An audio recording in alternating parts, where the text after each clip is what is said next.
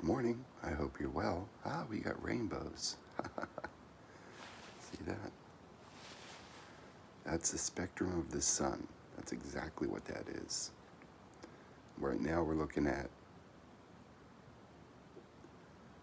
you can see the blue end, then it goes on towards white, and then towards yellow, ends up in orange, and then red at the very end. That's the color spectrum. White is right in the middle. White is a combination of it all put together in one spot. Isn't it ironic that if you mix all the colors together, it turns white?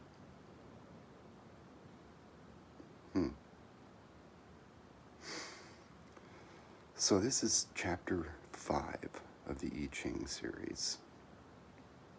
The name of this hexagram is called Waiting. And by,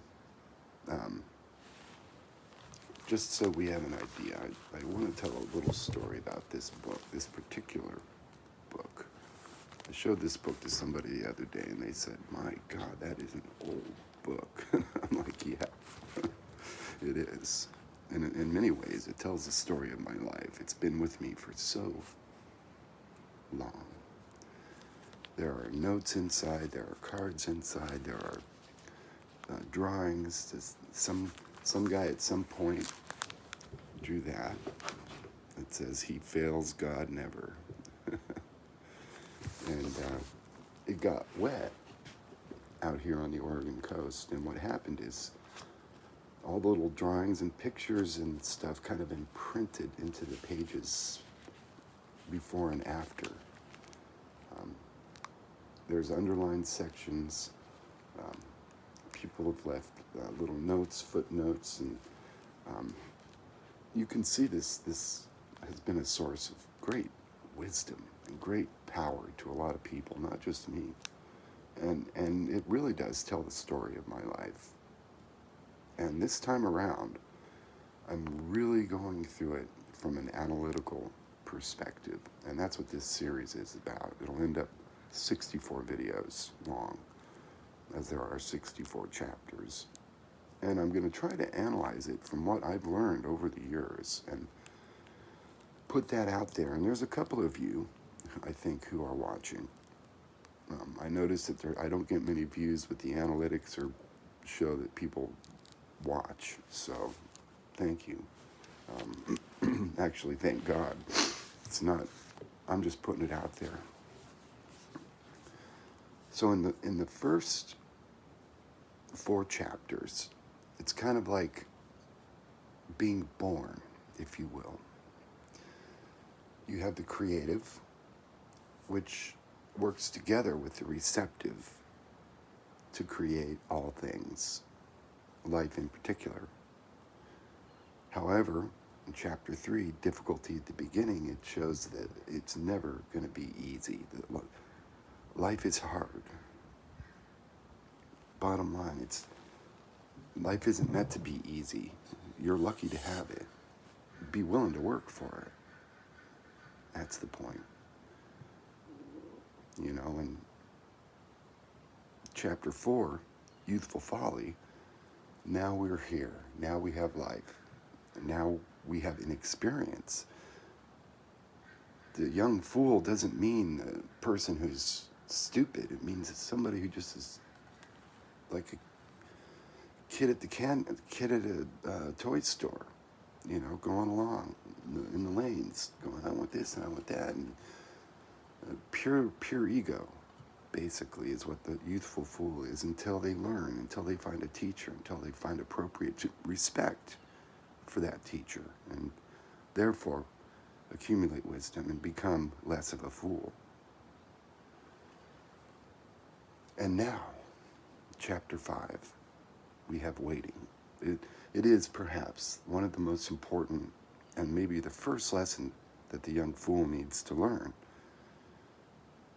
If you're a kid in a candy or a toy store, and you want this and you want this and you want that and you want that, and you're going to throw a fit if you don't get it, you need to be shown that, taught. And oftentimes it's mom. who back in the days when I was growing up would take you over a knee right there and go whap, whap. Couple, not hard times, but enough to kind of humiliate you. It'll make you wake up and go, oh, I can't have it. And here we have waiting, chapter 5. And I will have a tendency to get a little emotional with this. Maybe I should close this door. There we go. So we have waiting, and in parentheses, nourishment. The image is water above, heaven below. If you look at the direction of the two triagrams, water goes down, heaven rises up. So they're not in their proper places, but they're moving towards that direction. All beings have need of nourishment from above, but the gift of food comes in its own time, and for this, one must wait. This hexagram shows the clouds in heaven giving rain to refresh all that grows and to provide mankind with food and drink. The rain will come in its own time. We cannot make it come. We have to wait. The idea of waiting is further suggested by the attributes of the two triagrams: strength within, danger in front.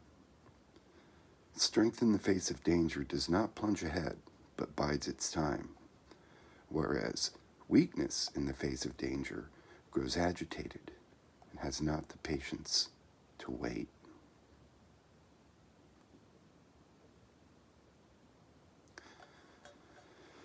Have you ever been in a situation with somebody and you feel like they're being inefficient about it or something, and yeah, they're going to get it done, but they could do it another way and it would be better, and you kind of get like, I think that's a good example of that. Strength in the face of danger would be, okay, they'll get it done. Why should my ego be bruised by that? They'll get it done and it'll be good. Right? Let go. Forgive, forget, let go. So strength is able to bide its time and be patient and not connect to the ego, to the child, whereas weakness, on the other hand, grows agitated because it's still connected to the ego and the child. The judgment, waiting. If you are sincere, you have light and success. Perseverance brings good fortune. It furthers one to cross the great water.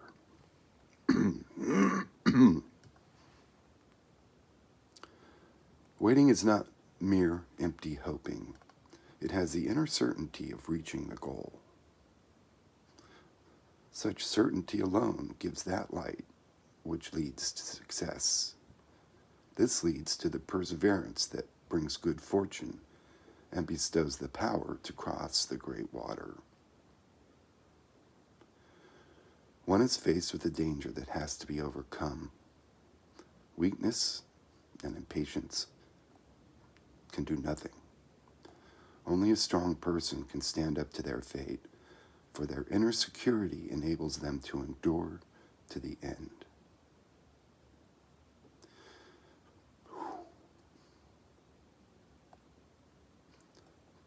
This strength shows itself in uncompromising truthfulness with oneself. It is only when we have the courage to face things exactly as they are, without any form of self-deception or illusion that a light will develop out of events wherein we may see the path to success. This recognition must be followed by resolute and persevering action. For only a person who goes to meet their fate resolutely is equipped to deal with it adequately, and then they will be able to cross the great water.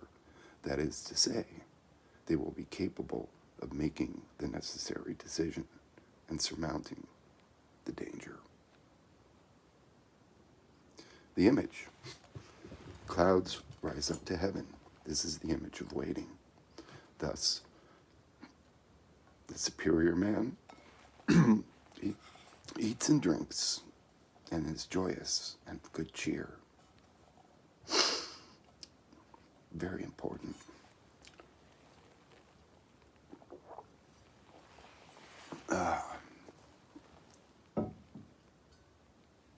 Like I said, I have a tendency to get emotionally overwhelmed by this because the message is, even when I use it in an organized fashion, I put my ego into it and say, well, I'm going to do it chapter by chapter because I'm so important. You know, I'm learning. And the message, truthfulness with yourself.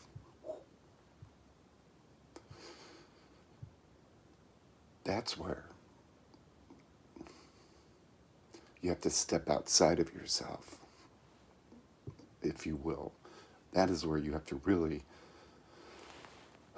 remove the self from the self, disconnect the ego from the self, if you will, and be able to look at yourself and go, okay, I see the issues. Now let's work on them. That is a profound statement. That's all I can say to that. So at any rate, when clouds rise into the sky, it is a sign that it will rain.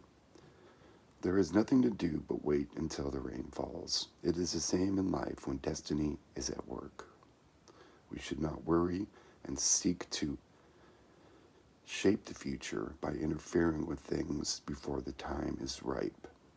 We should quietly fortify the body with food and drink, and the mind with gladness and good cheer. Fate comes when it will, and thus we are ready. And so God has gifted us with multiple rainbows here today, my friends. Isn't that beautiful? I mean, not me, but everything else. The stuff going on over on this side. Kind of a different sort of a rainbow. The whole. My name is Jerome. This is Spirituality 2. This was Chapter 5. Waiting. Nourishment. Have a good day.